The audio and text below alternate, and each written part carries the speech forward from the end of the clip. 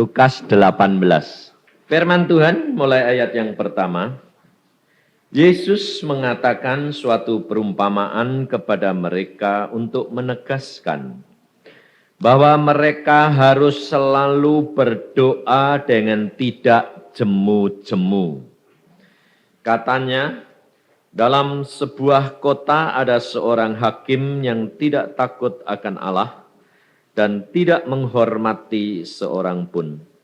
Dan di kota itu ada seorang janda yang selalu datang kepada hakim itu dan berkata, "Belalah aku terhadap lawanku." Beberapa waktu lamanya, hakim itu menolak. Tetapi kemudian ia berkata dalam hatinya, "Walaupun aku tidak takut akan Allah dan tidak menghormati manusia, namun karena janda ini menyusahkan aku, baiklah aku membenarkan dia, supaya jangan terus saja ia datang dan akhirnya menyerang aku." Kata Tuhan, camkanlah apa yang dikatakan hakim yang lalim itu. Tidakkah Allah akan membenarkan orang-orang pilihannya yang siang malam berseru kepadanya?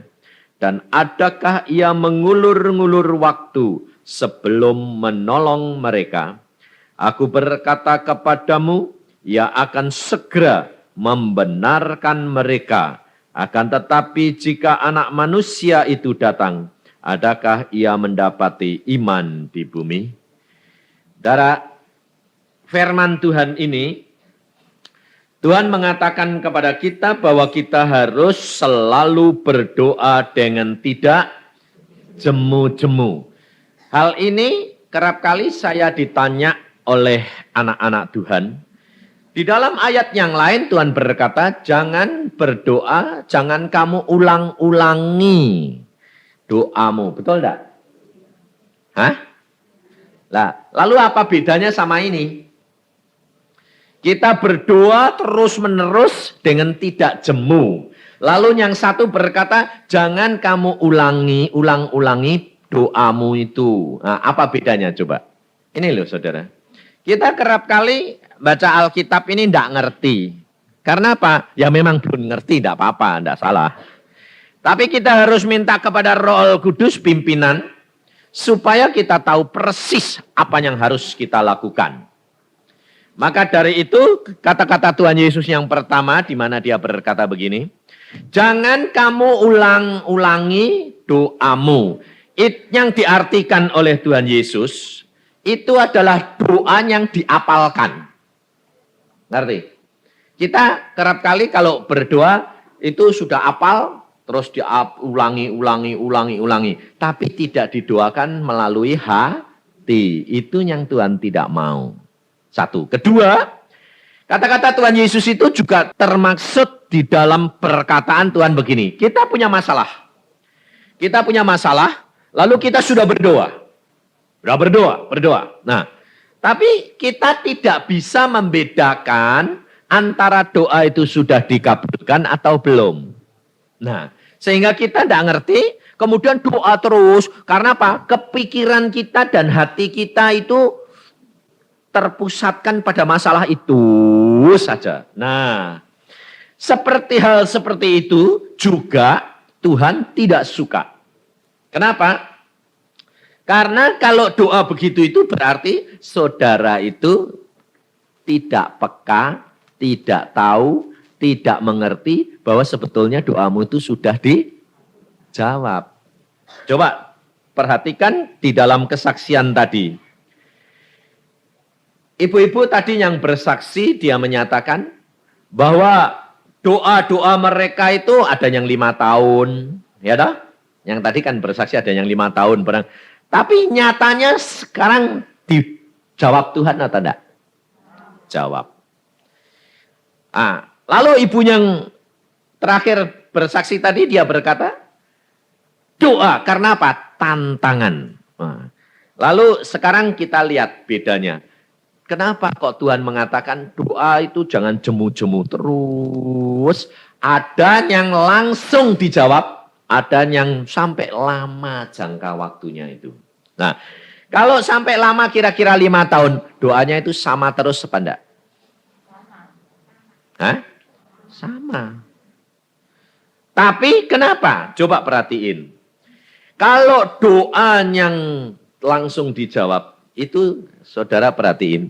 Hati dan pikiran itu pada saat itu bersatu sungguh-sungguh karena menghadapi keadaan yang sangat gawat. Betul enggak? Ada tantangan, gawat. Wadi sembayangnya ibu tadi itu sampai cucuran air mata, hati dan pikirannya. Wah, sebabnya apa? Kalau enggak jadi, nama Tuhan dipermalukan. Tapi kalau kita berdoa untuk saudara kita atau bagaimana? Tuhan kasihan sih Tuhan. Kira-kira bisa nangisi seperti orang itu mau masuk neraka enggak? Kalau saudara bisa berdoa untuk saudaramu seperti engkau sendiri yang masuk neraka, doamu nanti cepat dijawab. Tapi kerap kali kita doanya bilang, kasihan sih Tuhan. Otak kita, hatinya ya kasihan. Tapi tidak sampai seperti orang itu mau masuk neraka. Nah, itu loh. Hati kita ini belum bulat. Maka dari itu kalau saudara mau berdoa, mau benar-benar cepat, itu saudara harus menghadapi satu tantangan. Suatu keadaan di mana saudara ini kejepit, tidak ada jalan keluar, itu sembayangnya mesti temenanan. Iya dah. Tapi kalau kira-kira masih ada jalan keluar, temenanan enggak? Masih separuh hati. Karena apa?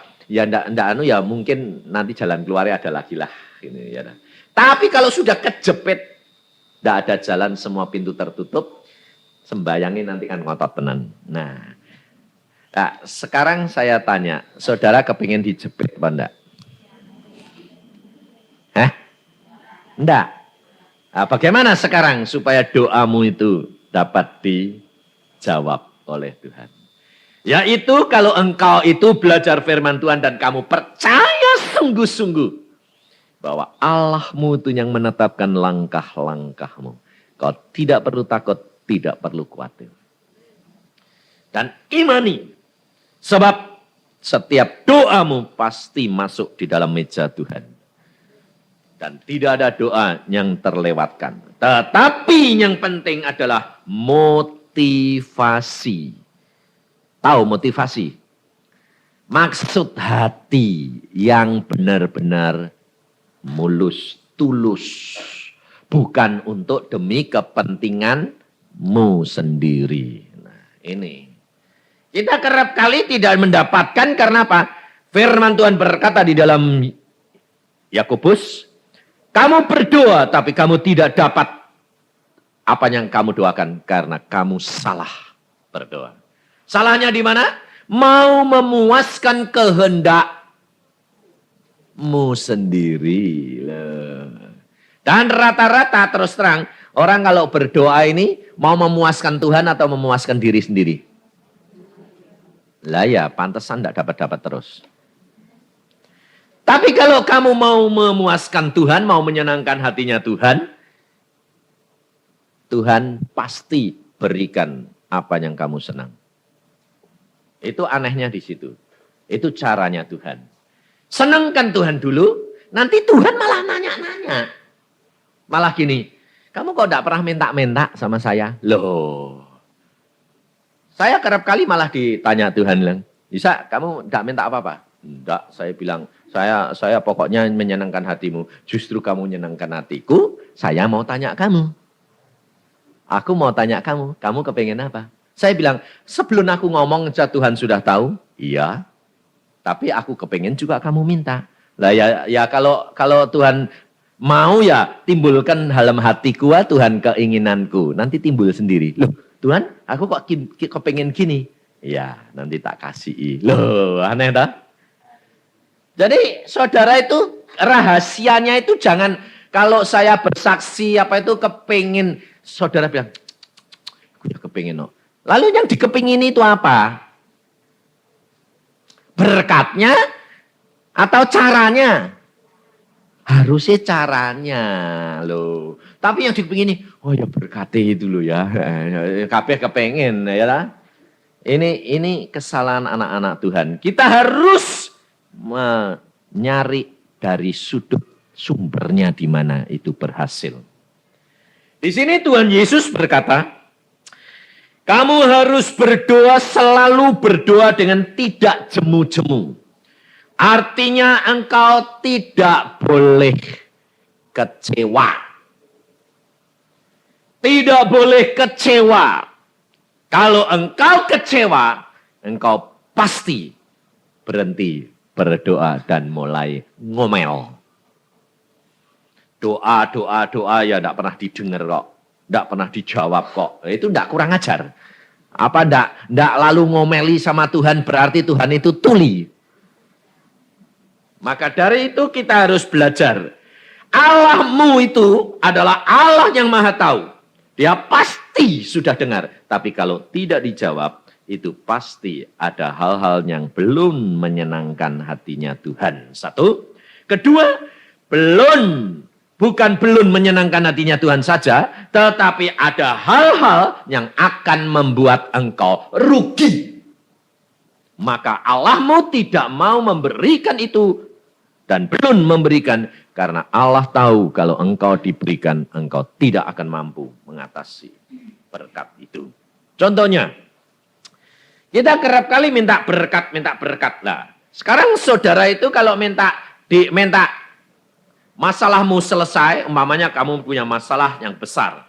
Kemudian punya utang. Kemudian kamu minta Tuhan tolong si Tuhan bayar ini. Kepengennya bayarnya itu sekaligus semua lunas atau sedikit-sedikit. Ya dah, sekali lunas toh? Semua kepengennya gitu dah? Kalau sekali lunas terus kamu ini nanti lupa Tuhan enggak? Pasti lupa Tuhan. Saya pada waktu di dalam pengasingan, Tuhan berkata gini, Yusa, engkau lebih senang mana diberkati sekaligus atau sedikit-sedikit secukupnya? Saya bilang, kalau menurut engkau bagaimana? Saya ini punya kebiasaan selalu gantung kepada dia. Kalau saya ditanya, saya tidak mau jawab. Saya bilang, kalau menurut engkau bagaimana? Lalu Tuhan ganti tanya sama saya begini. Menurut pengalamanmu bagaimana? Nah, lalu saya membayangkan pengalaman saya selama saya melayani dia dan dari kecil. Lalu saya berkata, yang engkau lihatkan dan suruh aku ngalami adalah dari sedikit-sedikit Tuhan yang secukupnya. Lah terus naik terus enggak? Naik terus. Nah, lah kalau orang itu lalu dia tunjukkan kepada saya orang yang lain diberkati sekaligus. Orang itu wah, dia dapat berkat sekaligus, lalu mengucap syukur sekaligus, lalu memuji-muji sekaligus, habis itu dia tenggelam dengan berkatnya. Sibuk. Coba contohnya, saudara punya utang, selesai dibayar Tuhan, dikasih lebih untuk modal, saudara dagang, modalnya bertambah, lalu dagangnya rame, tambah doanya rame atau doanya tambah sepi? Hah? Kenapa kok sepi? Capek, keramaian berkat. Lalu akhirnya jiwanya orang itu hilang pada. Lalu Tuhan tuh seneng enggak? Tuhan berkata, iya. Lihat, minta berkat, tak kasih berkat, kebungkus berkat, lalu tenggelam masuk laut berkat. Lalu akhirnya masuk neraka dengan berkatnya. Nah. Lalu Tuhan mengajar saya begini. Nah, kamu tahu sekarang ya, yang baik yang mana? Oh, yang sedikit-sedikit tapi secukupnya. Nah, sekarang kamu kalau berdoa bagaimana? Ya, bagaimana ya Tuhan? Ya, sekarang coba renungkan. Lalu Tuhan mengatakan, gini kalau berdoa sekarang. Tuhan, berikan aku setiap hari keperluanku, kebutuhanku yang secukupnya. Di mana aku setiap hari dapat mengagungkan namamu dan memuji-muji namamu senantiasa. Loh.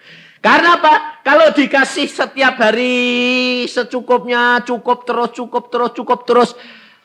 Saya bisa memuji Tuhan kapan kalau bisa memuji Tuhan? Coba kalau kamu cukupnya 100.000, hari itu cuma dikasih 10.000, bisa muji Tuhan enggak? Bisa. Enggak cukup kok. Nah, tapi kalau dikasih 100.000 lebih 10.000, wah Tuhan itu luar biasa ya. Loh. Lalu setiap hari terus naik.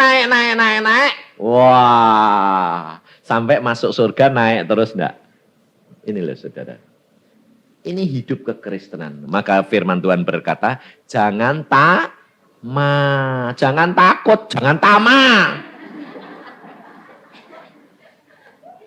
Jangan tamak. Artinya kepenginnya itu sekaligus yang besar-besar, yang gede-gede. Tuhan menuntun kita langkah demi langkah menuju kepada kesempurnaan. Jangan takut, jangan khawatir. Di sini dikatakan, kenapa Tuhan Yesus khusus mencari perumpamaan ini hakim dan yang lalim dan seorang janda. Di kota itu ada seorang janda yang selalu datang kepada hakim itu dan berkata, belalah aku terhadap lawanku. Kira-kira janda ini itu kaya atau miskin? Miskin. Kalau janda ini kaya, pasti hakimnya itu mau. Benar enggak? Wong hakimnya cari duit. Tapi hakim ini merasa disusahkan oleh janda ini, karena janda ini orang miskin. Nah, kerap kali saudara punya pikiran enggak? Mikir gini, ya coba aku kaya. Itu loh, hamba Tuhan itu loh, kasihan di desa itu. Coba aku kaya, tak bantu deh. Ayo, saudara kerap kali punya pikiran gitu enggak? Ya, iya dah. Nah, itu enggak kurang ajar. Maksudmu baik, tapi setidak-tidaknya kamu coba perhatiin. Kan kamu sepertinya nyalain Tuhan. Kenapa sih Tuhan aku mau kasih kaya? Iya toh? Sekelihatannya sih baik motivasimu. Padahal kalau kamu dikasih kaya, 10% buat hamba Tuhan, 90% buat kamu. Ayo, kamu berani? Terima, terus berdoa. Salurkan semua, berani? Atau, ayo apa yang kamu pikirkan gini? Kan 10% katanya, ini berkat buat saya. Ayo, piye? Ini saudara, motivasi kita ini tidak benar. Saya barusan punya pengalaman baru saja. Ada seorang minta didoakan kepada saya. Dalam pergumulan saya doakan. Saya doakan. Langsung Tuhan berkata, pulang saya berdoa lagi. Orang itu melintas dalam pikiran saya. Beri dia. Berapa Tuhan? 500.000. Nah, kalau kita lalu bilang, kenal janda, orang itu namanya siapa ndak, alamatnya mana ndak. Kira-kira saudara kalau mau ngasih orang tanya alamat ndak? Tanya nama ndak? Buat apa? Supaya tahu. Kalau tahu jadi saudara nanti kalau ketemu lagi setidak-tidaknya dia kalau terima kasih ya Pak, seneng enggak? Kerap kali saudara tahu. Saudara kerap kali kalau memberi seseorang rencana dan pikiranmu kepingin dibalas. Saya tidak tanya orang itu, saya tidak tanya alamatnya di mana. Saya cuma berkata, Tuhan kalau ini kehendakmu, pertemukan aku. Dan ketemu lagi. Pada saat itu, pada saat ketemu lagi, karena ini Tuhan ngomongnya itu kedua tahap. Yang tahap pertama, berikan dia. Ya, engkau sudah berdoa, engkau harus bantu dia. Oke, saya bilang. Berapa? Belum dijawab. Kemudian saya ketemu, saya bilang, oke, saya akan berikan kamu 250.000. Wah, terima kasih Pak. Tapi sampai di rumah sembahyang Tuhan jam 3 tadi mengatakan 500 tambah 2 kali lipat. Oke, 2 kali lipat. Oke, 2 kali lipat. Nanti kalau saya ketemu, saya bilang 2 kali lipat jatahmu. Nah, ngerti tidak? Saudara tahu? Kita harus belajar itu tidak terikat oleh segala perkara daging. Berkat itu Tuhan yang memberi, itu Tuhan suruh salurkan, salurkan. Tidak usah kita takut dan khawatir. Tuhan lebih tahu segala kebutuhan dan keperluanmu. Tapi yang saya sayangkan, banyak hamba-hamba Tuhan, anak-anak Tuhan kalau dengar khotbah saya, langsung saya didatangi. Pak, saya ya butuh Pak. Tolong Pak, saya ya doakan Pak. Waduh, niru-niru semuanya. Tapi Tuhan itu tidak bisa. Tuhan tahu motivasi dan hatimu. Tuhan bilang, tak usah beri. 1 sen pun tak usah. Nah, kapok. Yang penting itu nyenangkan hatinya Tuhan. Tuhan nanti yang perintah sendiri. Dan saudara harus belajar seperti janda yang miskin ini. Dia tahu dia miskin. Dia tahu dia tidak mempunyai uang untuk membayar akan pengacara dan hakim itu. Tetapi dia tidak putus harap dan dia tidak menyalahkan Allah. Mengapa aku harus miskin? Mengapa aku keadaanku seperti ini? Tetapi dia menerima apa adanya dia. Dan dia lakukan itu dengan setia. Dia tidak malu karena dia miskin. Dia tidak malu karena tidak punya. Tetapi dia berkata kepada hakim itu, benarkan masalahku, benarkan belalah aku. Dan firman Tuhan berkata apa? Hakim itu membela dia. Apakah hakim itu digerakkan karena ketidakmampuan dia? Karena kasihan? Karena tidak mempunyai keuangan? Tidak. Hakim itu digerakkan karena apa? Hakim ini hakim yang lalim dan dia menyenangkan hatinya sendiri. Dia berkata, supaya janda ini tidak menyusahkan aku benarkan dia. Betul tak? Allah sanggup mengadakan segala perkara. Dengan cara bagaimanapun Allah sanggup melakukan segala perkara. Tetapi yang penting bagi saudara harus saudara jangan kasihan diri sendiri. Jangan menyalahkan Allah. Mengapa kedudukanku, keadaanku seperti ini? Tetapi ucapkan syukur dan berpada dengan apa yang ada padamu.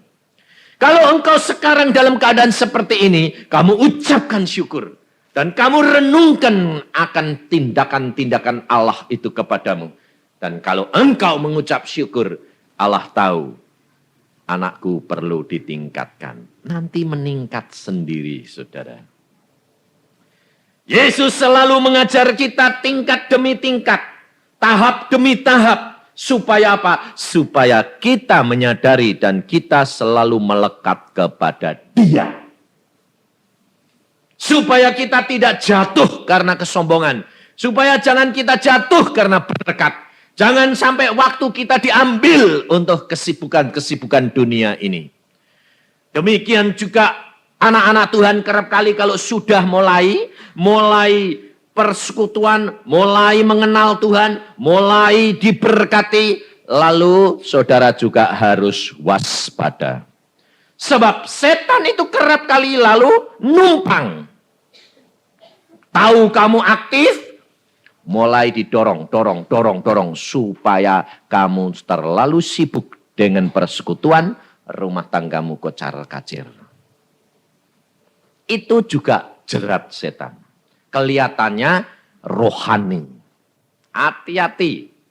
Sebab setan pun dikatakan di dalam Alkitab, dia dapat menyamar menjadi malaikat terang. Seolah-olah rohani. Baik. Dan saya peringatkan, baru saya pagi tadi dapat peringatan dari Tuhan mengatakan, Yusa engkau lihat, sekarang banyak bisnis rohani. Tuhan katakan, tahu bisnis rohani? Kerohanian dibuat dagang.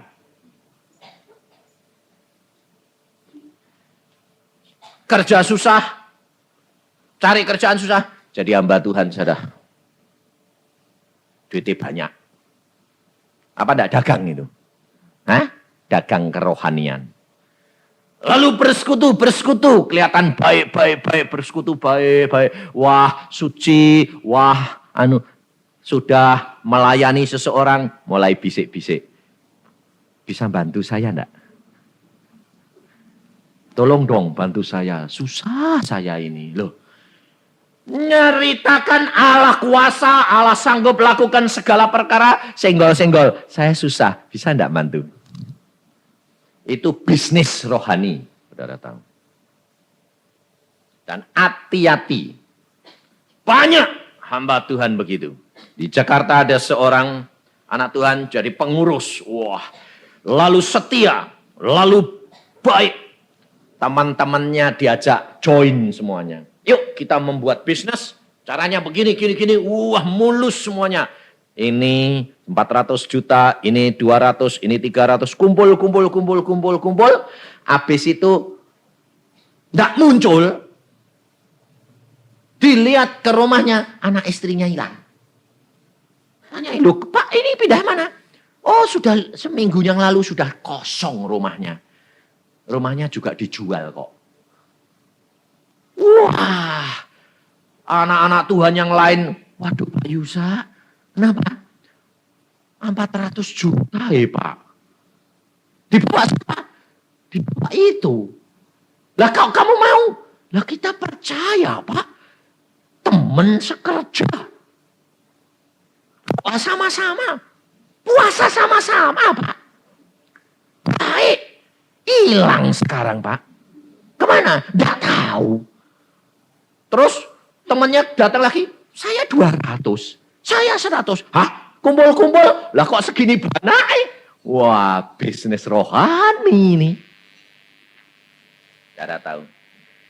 Yesus berkata, waspadalah terhadap semua orang.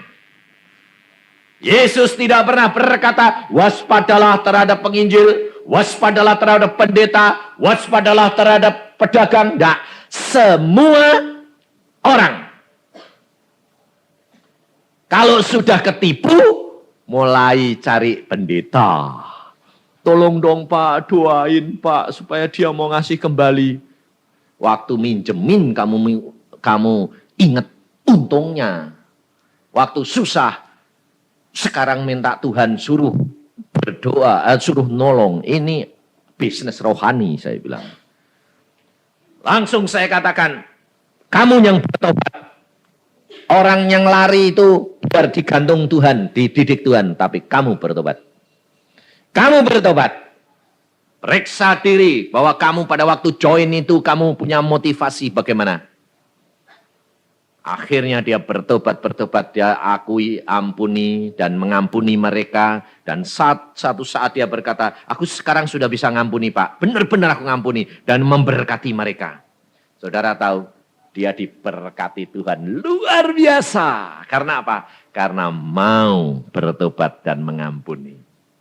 Sampai dia berkata, Pak, saya ini terpaksa bisa masuk penjara loh Pak. Kenapa? Lah itu uangnya orang nih. Bukan uangku yang 400 juta itu bukan uangku tok. Uangku paling-paling cuma 150. Yang lain uang orang. Saya bisa dimasukin penjara ini Pak. Saya bilang, bertobat. Kalau harus masuk penjara, masuk. Bingung dia. Hah? Jadi kalau harus masuk. Lah kalau dimasuk pengadilan ya masuk toh. Wong memang kamu yang pinjem. Bertobat. Setelah dia bertobat sungguh-sungguh, dia mengampuni, apa terjadi saudara? Orang yang dia pinjam uangnya itu didatangi satu-satu. Keadaan saya begini, dalam waktu cuma 6 bulan, dia dapat membayar semua hutangnya itu. Hampir 250 juta. Dia berkata, Allah itu luar biasa. Bagaimana ya caranya? Nggak masuk akal. Tapi nyata. Semuanya terbayar. Sekarang Pak Yusa, saya diberkati berlimpah-limpah oleh Tuhan. Saudara tahu? Rahasianya di mana? Diri sendiri, periksa diri, motivasi hati. Terima keadaanmu, jangan gerutu, jangan kecewa, jangan menyalahkan Tuhan, jangan menyalahkan sesama manusia. Terima saja. Kalau ada hambatan-hambatan itu pasti Tuhan sudah tahu bahwa sedang diuji apakah engkau lulus atau tidak. Kalau lulus, naik ke tingkat yang lebih tinggi. Jatahmu, berkatmu pun naik. Maka dari itu kita harus belajar percaya sungguh-sungguh bahwa Allah ini adalah menetapkan langkah-langkah kita.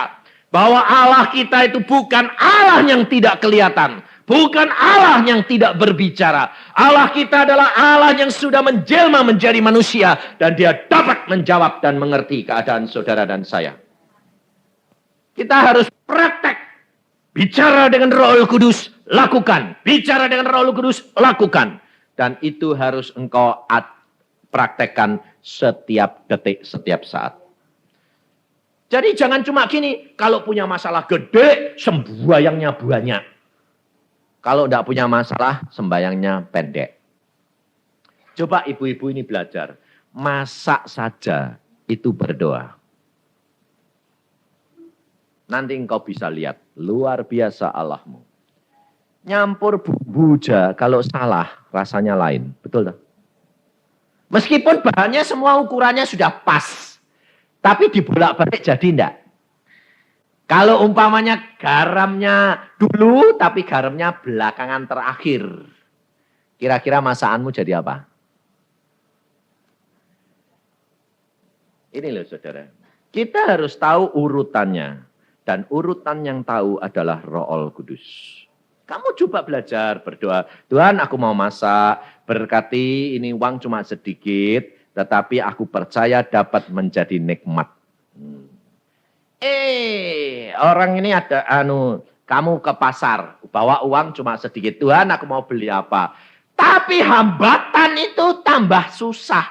Pikirnya kalau pergi ke pagi-pagi supaya bisa cepat selesai, urusan di rumah tambah banyak, tambah kesiangan. Nah ya, kalau kesiangan semua sudah habis. Aku tidak bisa pilih barang-barang ini, padahal uang cuma sedikit.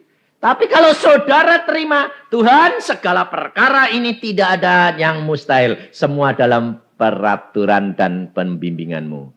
Kalau aku harus uang sedikit di siang-siang tidak dapat apa-apa, ya sudah. Ternyata di sana ada boboran. Sudah siang, orangnya mau pulang, barangnya diobral. Nah, saudara datang, obral. Barang sedikit, uang sedikit, dapat macam-macam. Allahnya ngatur, bukan kamunya ngatur. Tapi kalau sudah hasil gitu, baru ampun ya Tuhan, aku tadi kok ngomel ya Tuhan. Coba aku tadi marah-marah, tidak jadi ke pasar, tidak dapat apa-apa. Loh, saudara tahu, hidup kekristenan itu kita harus melangkah hari demi hari, saat demi saat. Dan Allah akan mengatur waktu yang tepat.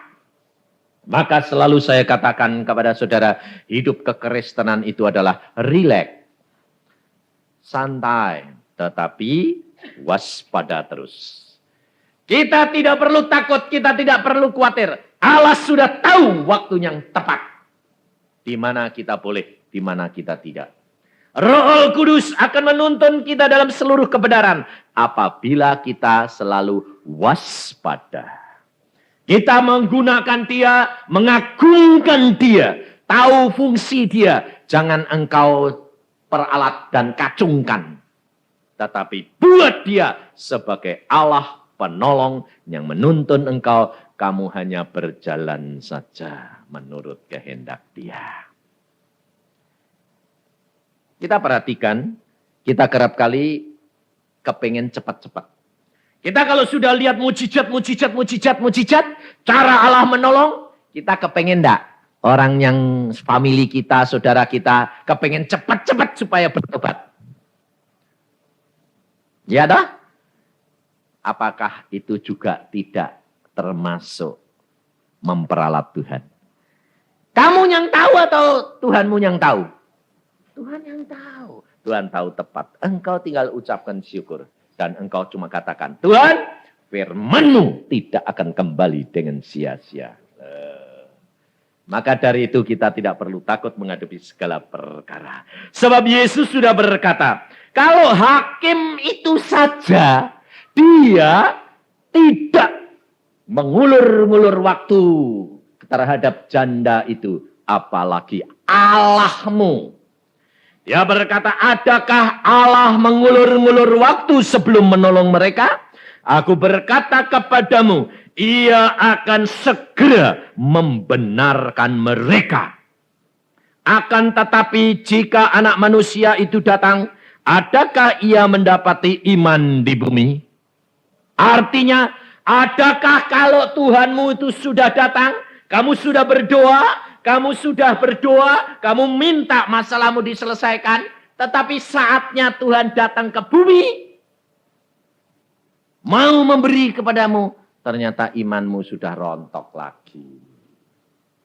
Lah, kalau Tuhan datang mau memberi kepadamu, lalu didapati imanmu rontok, kamu tidak siap, kamu ngomel, kamu kecewa. Dapat enggak? Enggak. Mundur lagi. Belajar dari firman Tuhan, bangsa Israel pada waktu dijanjii masuk Kanaan, sudah di perbatasan tanah Kanaan, tinggal masuk ke Kanaan, ngomel.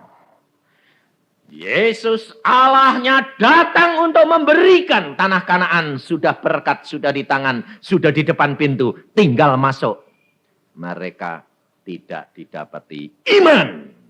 Ngomel. Pada waktu mereka lihat raksasa-raksasa, mereka berkata, apakah kita dibawa ke sini untuk dibinasakan? Mereka raksasa-raksasa. Imannya mati, runtuh. Dan apa terjadi? Allah berkata kepada Musa, bawa balik bangsa Israel berjalan di padang belantara kembali. 40 tahun suruh putar-putar sampai semuanya mati. Dari saudara, kalau kita mau mempertinggi iman percaya kita, saudara harus baca Alkitab. Baca Alkitab. Dan penderitaan, masalah-masalah yang engkau terima, itu merupakan jalan untuk engkau atasi. Dan kamu naik ke tempat tinggi dan iman percayamu ditingkatkan. Jadi belajar mulai sekarang, kalau menghadapi masalah, ucapkan syukur dan katakan kepada jiwamu. Ini saya pelajarkan, katain, omongin, jiwamu omongin. Mamanya saya. Menghadapi masalah. Yusa, masalah itu baik. Pasti engkau di dalam dirimu itu ada sesuatu yang perlu dikikis. Perlu dihilangkan. Perlu dibuat benar. Tidak ada sesuatu yang kejadian yang kebetulan. Semua Tuhan sudah atur. Omongin. Lalu periksa. Oh ya, aku masih emosi. Oh ya, nah itu Tuhan tidak suka.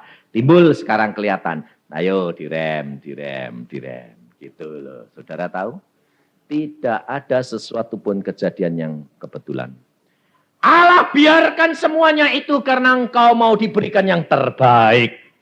Tetapi engkau kerap kali ngomel dan kecewa. Dan Allah selalu kalau mau memberikan yang baik. Contohnya, bangsa Israel mau dimasuk ke Kanaan, tanah yang penuh dengan air susu dan madu. Allah hadapkan bangsa Israel ketemu raksasa-raksasa. Lah coba, seandainya pengintai-pengintai itu masuk ke tanah Israel, ke tanah Kanaan, dan dia dilihatkan Tuhan sama orang penghuni sana yang kecil-kecil, yang lemah, yang loyo-loyo. Kira-kira imannya kuat tak dia? Oh, penduduk sana wong loyo-loyo, masuk saja. Tapi kenapa Allah biarkan dia lihat raksasa-raksasa? Itu ujian. Sebab kalau engkau lihat raksasa, engkau sadar, aku tidak mungkin, tapi Allah mungkin. Itu loh saudara. Jadi kalau kamu menghadapi tantangan, wah itu ucapkan syukur. Karena apa? Pasti Allahmu akan bertindak. Dan Allah bertindak tidak terbatas. Kalau ibu tadi bersaksi, lihat. Cuaca. Yang tidak mungkin. Mungkin. paspor? Mungkin. Karena apa? Allah sanggup lakukan segala perkara. Maka biasakan minta pimpinan Roh Kudus lalu bertindak. Firman Tuhan berkata di dalam Daniel pasal 11 dikatakan. Daniel pasal 11 ayat 32. Dan orang-orang yang berlaku fasik terhadap perjanjian akan dibujuknya sampai murtad dengan kata-kata licin. Tetapi umat yang mengenal Allahnya akan tetap kuat dan akan bertindak. Jangan sampai saudara menjadi orang fasik. Orang fasik adalah tidak setia terhadap perjanjian. Orang fasik adalah orang yang tidak setia terhadap apa yang dijanjikan kepada Allahnya. Kitab ini adalah kitab perjanjian antara engkau dan Allah.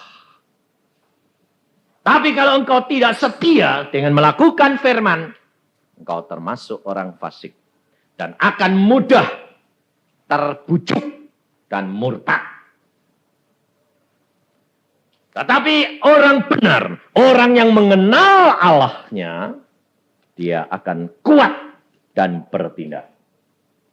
Maka dari itu untuk menjadi kuat dan dapat bertindak, karena engkau membaca firman Tuhan, merenungkan tindakan-tindakan Yesus, dan Yesus sanggup lakukan segala perkara, iman percayamu dikuatkan, dan pada saatnya engkau berdoa kepada pimpinan Roh Kudus. Kalau Tuhan berkata, bertindak, bertindak.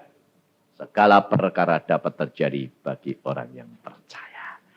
Tidak ada yang mustahil bagi Allah kita. Maka dari itu saudara tidak perlu takut dan tidak perlu khawatir.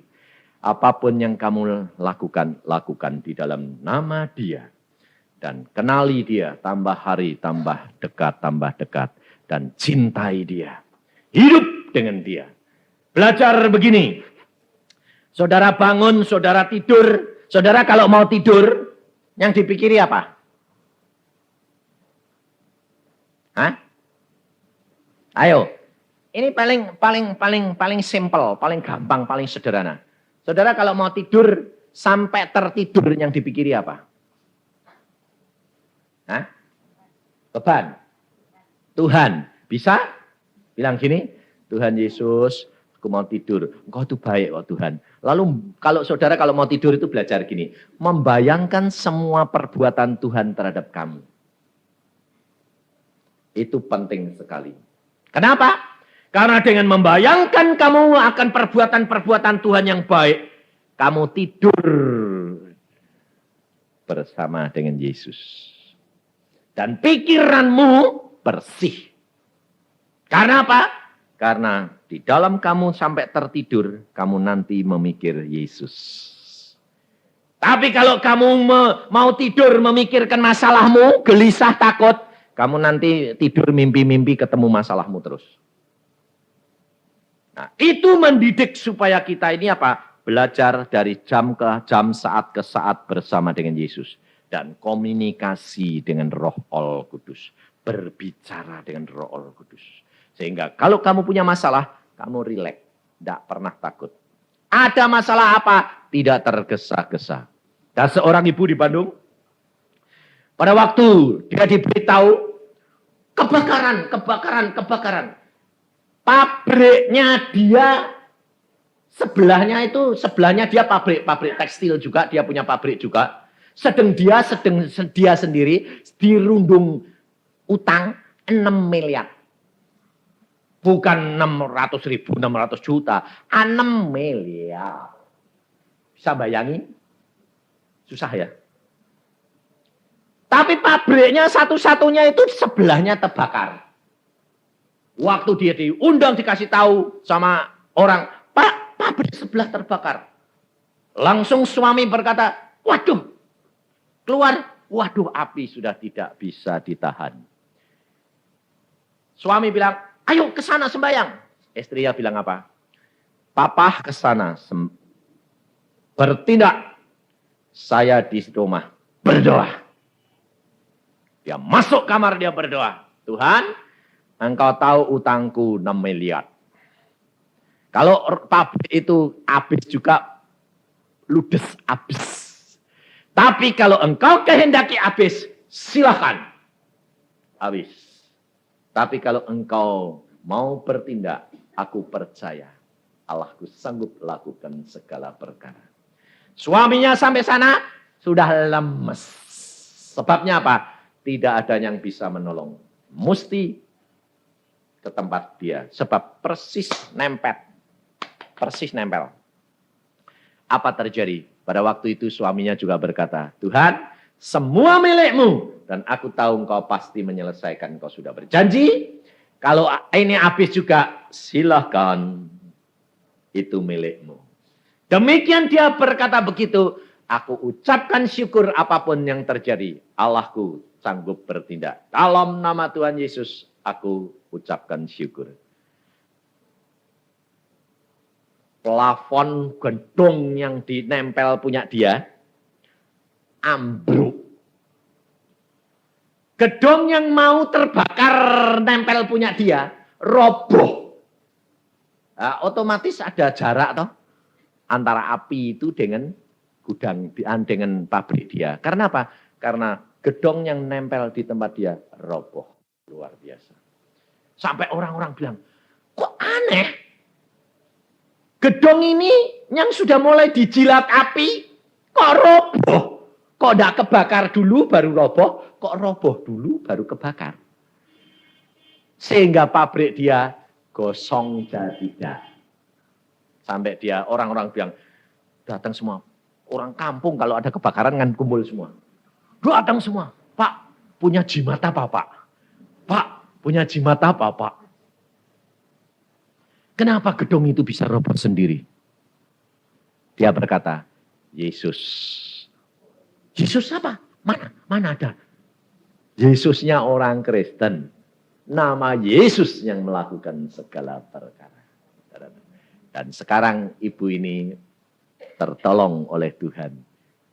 Utang 6 miliar tidak masalah. Bagi Allah tidak ada yang besar.